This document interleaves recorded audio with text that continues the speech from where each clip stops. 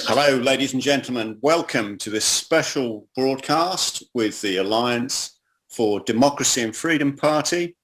And we're today joined by Dr. Tech, who is the party leader, the chairman, Mike Hookham, former MEP and sat on Defence Committee within the EU, and also Keith Lonsdale, a former RAF veteran and Northern Ireland police officer. And the subject we're going to be looking at today is Liz Truss's recent decision to take the UK into a part of European Defence Union called PESCO. Forms a key pillar, and that forms the basis of our discussion today. So my first question is that with this decision, is Liz Truss not endorsing EU defence and EU defence military in effect by taking us in? And my concern is, and I want to know your opinion, is the manner that this decision has been made and the way that it has been non-announced, that it was first reported in Italian press, then in Politico, and then subsequently a burst in the Express, which you guys have picked up on and made a press release subsequent. So your thoughts, please. Well, I think there's no excuse for the lack of transparency on the part of the government.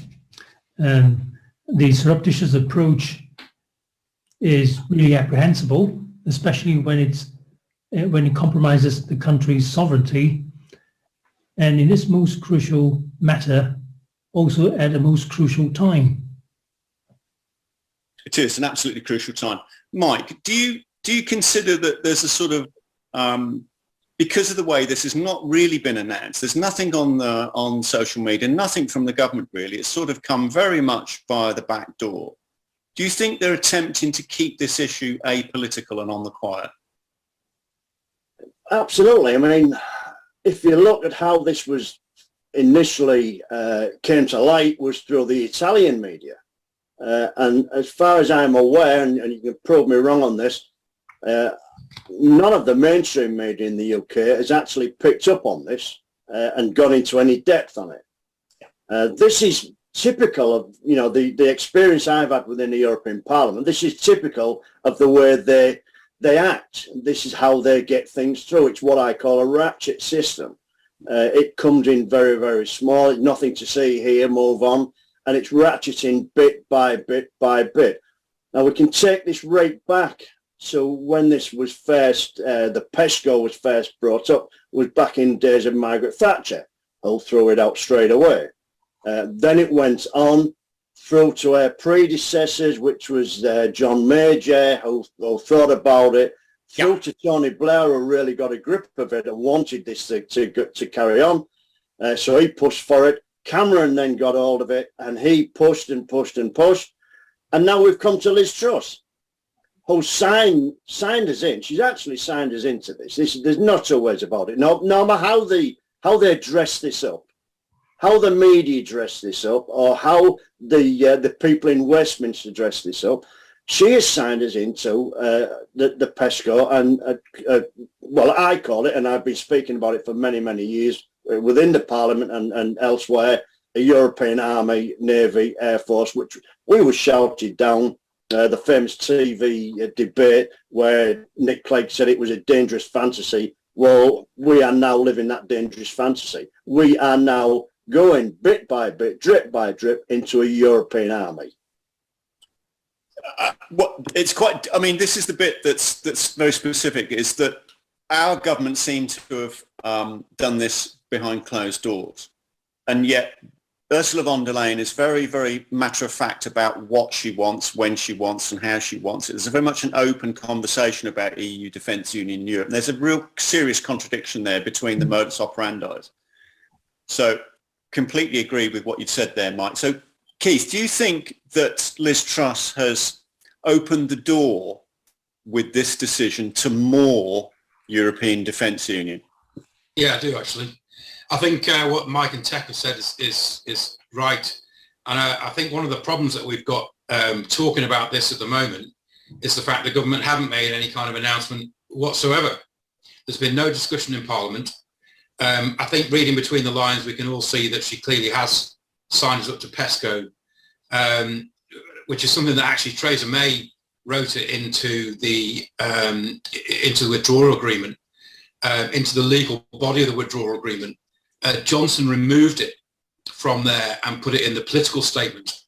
So it wasn't kind of legally binding, if you like, but it was still there in the political statement that we intended to cooperate with them on defence. Now I've got a whole pile of parliamentary reports here, which I've been going through this morning, and they go back. These particular ones go back to, I think, 2018, and every single one of them says the UK hasn't joined PESCO, but the thrust of the commentary in all of them is that the political intent is for us to be involved in the European defence infrastructure and defence systems and organisation, which will invariably mean, committing forces to EU control. Yeah.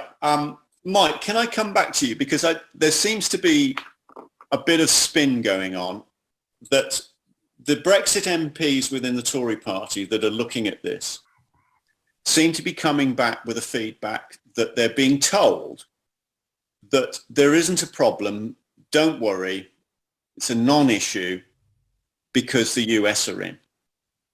Now, I and a colleague have had a look at this, and the only referencing that I can find on this issue is from a Pentagon spokesperson back in late 21, where they're talking about a breakdown of the bureaucracy between America and the EU, and that we're trying to work to what I quote as an administrative agreement.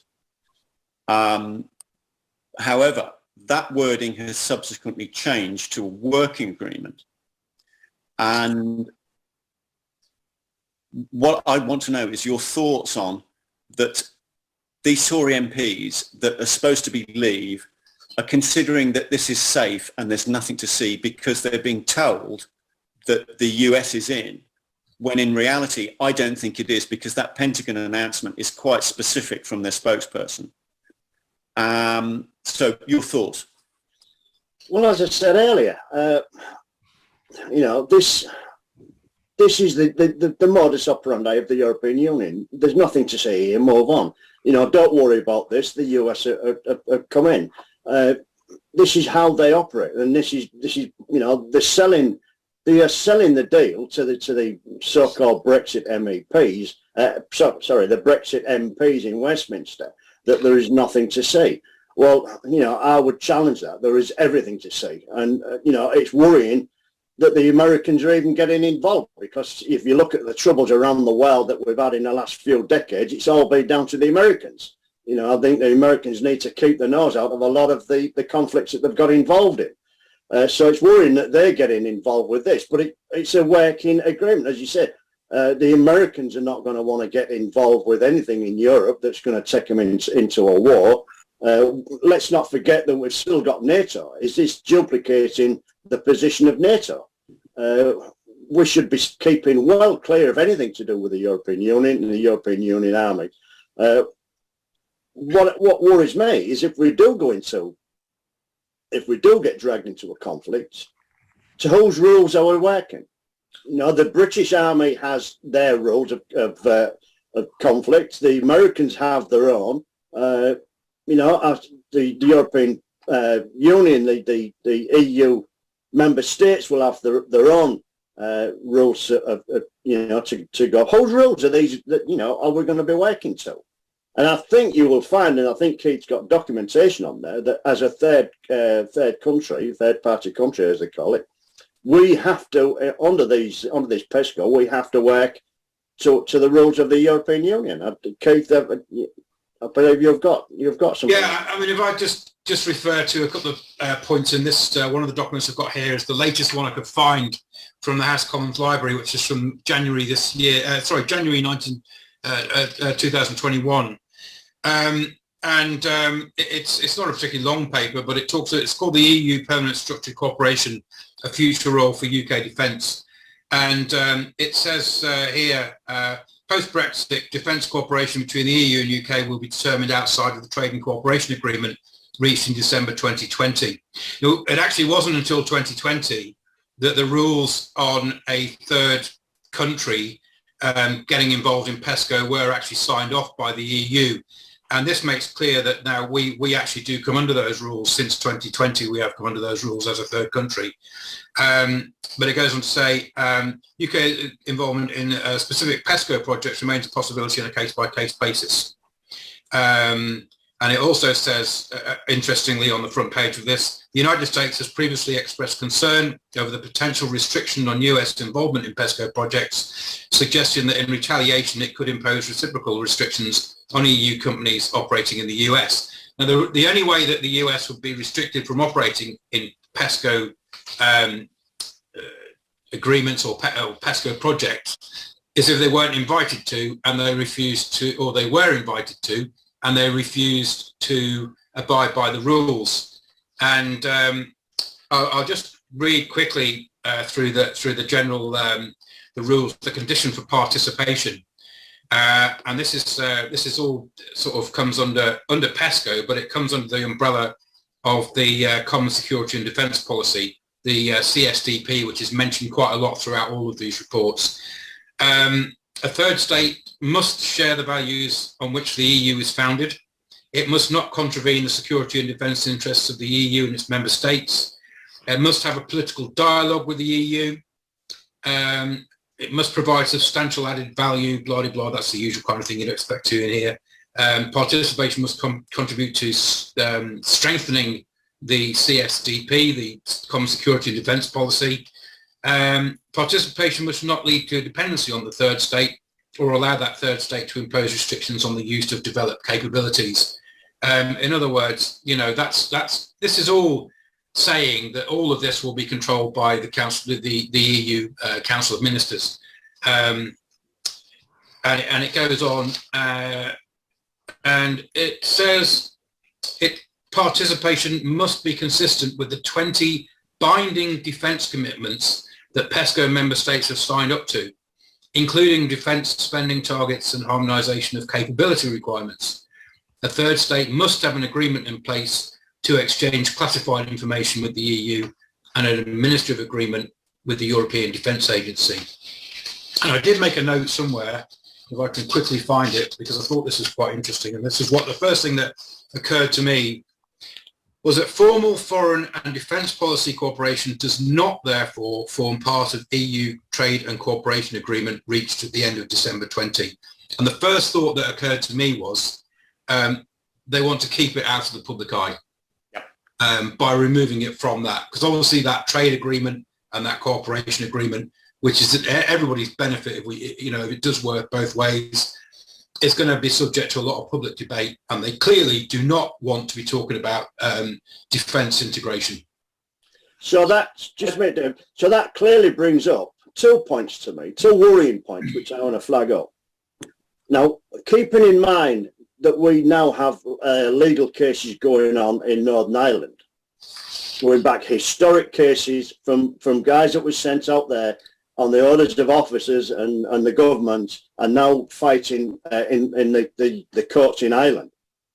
So if our boys are now sent into Europe under this on the PESCO and become under the EU rules and whatever, whose rules are they going to rules of contact are they going to be working under? Will it be the UK, which is only open fire when effective enemy fire comes your way? America, which is open fire when they're under threat, or some European rules, which leaves our boys open to legal challenge in the future. And another worrying thing that comes out of that, what Keith has just said, and von der Leyen has said this in the past, defence spending. Von der Leyen and the European Union want everything under one umbrella. They want all of that, the defence spending, defence procurement under one umbrella, which cuts out any research and development and future defence spending in this country. That is worrying to me. We need to be, as a a sovereign country able to defend ourselves and research development, building our own arms and weapons and buying it from wherever we want, not being tied down to the European Union. It's a very good point, Mike, because von der Leyen has stated this specifically in terms that she wants single point command and control and a single point EU appointed defence contractor, i.e. unify not just the armed forces in Europe, but unify the defence industry as well. So that's a critical point for general public to think about and consider, despite the fact they don't want to discuss this. But the other point you raised about the law and rules and regulations will clearly be the EU's. They will not be the Geneva Convention. Now, General Petraeus did point this out at Policy Exchange, that we had got a very serious problem hurtling towards us in the UK with our armed forces because of this lawfare, because the Americans fight under the Geneva Convention and we are being pulled further and further into a Europeanization of our fighting code of conduct. And that, as you rightly and highly importantly pointed out, affects the service personnel, not, from Northern Ireland and through to Iraq and Afghanistan. Can I just move on then? So, Dr. Tech, this question to you. I understand from these Brexit MPs, and particularly the more outspoken ones like Mark Francois and co, that they have not seen any formal paperwork for what this agreement does or doesn't entail. And yet there seems to be some commentary coming out of those quarters that there's nothing to see, it's not a problem, it's just, if we want to move armour up to the Eastern Front. Now, without having seen any formal paperwork, how do you feel about them making a comment on this basis? I think it's a disaster waiting to happen. I think if you listen to my colleagues' earlier comments about the EU having the preponderance of rules, in fact, the exclusive application of rules, we are supposed to have left the European Union. And I can't see the EU states having an interest in British security. And we are supposed to lend them our expertise, our defence, procurement, and all the other things that go with our military. How can it be that, if PESCO is highlighted as a system for moving the military across EU territory, how can you be certain that there is no engagement of any sort? And if they want our cooperation, why can't we give it ad hoc rather than be drawn into a never-ending, as Mike says, a ratcheting system of rules? We are supposed to have left the EU. We want our sovereignty and we want to choose how and when we participate in any conflict. And most certainly, I do not think we should be engaged in warfare, never mind conflict of other sorts, in other nations' interests. Our interest comes first. We have to serve our interests before the EU's, much as EU would not be serving ours. Very well said. Mike, do you think Liz Truss and her government have any kind of democratic mandate for this move into PESCO, which forms Defence Union? No, I don't. And this brings us back to, if I can briefly go on to how Liz Truss has now become the Prime Minister. And a lot of people say, well, we don't run on a presidential system. Well, no, we don't. But I think Boris Johnson's election was a little bit special because the people in the Red Wall especially voted for Johnson and the Tory government because they were saying that they would get this country, the United Kingdom, out of the European Union. And that is how they got an 80-seat majority. Now, you've broken that agreement with the British people by removing that leader who was going to take us out of the European Union. And they've now brought in Liz Truss, and I think the figures are 0.03% of the population have voted in this new Prime Minister.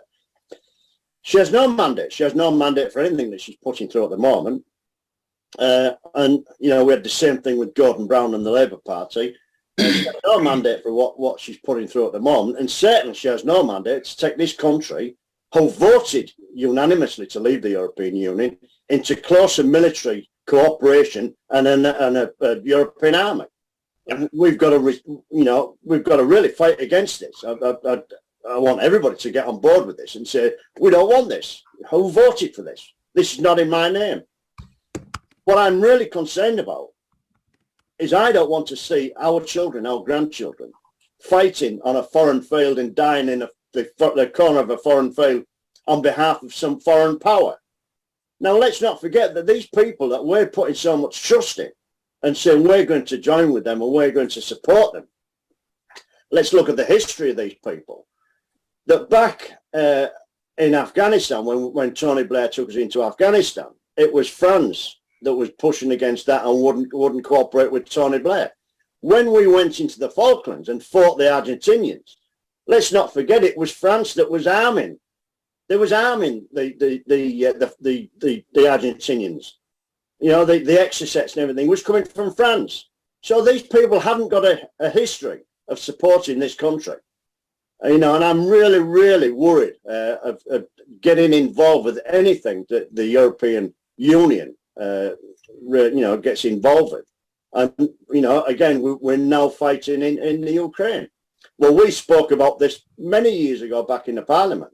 If you push the bear, if you poke the bear, it's going to turn around and bite it. And that's what it's doing now. The people, the MEPs that was in the chamber with me, the European Parliament, was pushing and pushing for us to push into Ukraine and the Ukraine to go right up to the border with Russia. And when we said, well, he's not going to like this, he could turn around and we could be going into a conflict. They wanted it. They was pushing for it.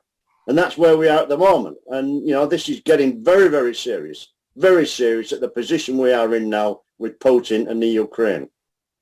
It is indeed a very serious situation, and you're right to point out that this is not a binary situation between the West per se and Russia or NATO, that there were significant defence and security interests that were already laid down by the EU, and there were factors there.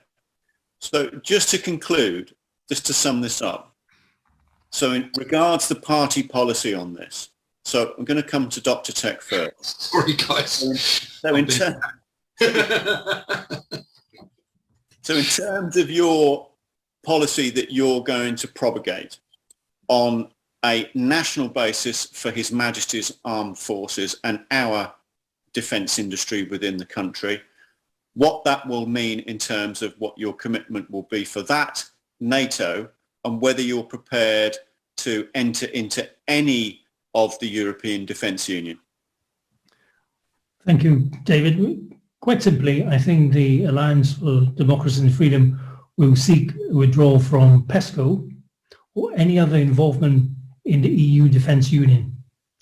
We are supposed to have left the EU.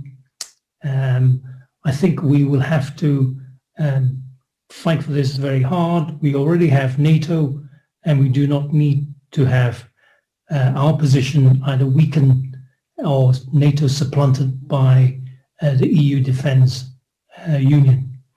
It's quite clear from discussion here today that there are further complications from being drawn deeper and deeper into the EU Defence Union, and I think we should make every effort to withdraw from PESCO in the first instance. Thank you. Closing comments, please, Mike.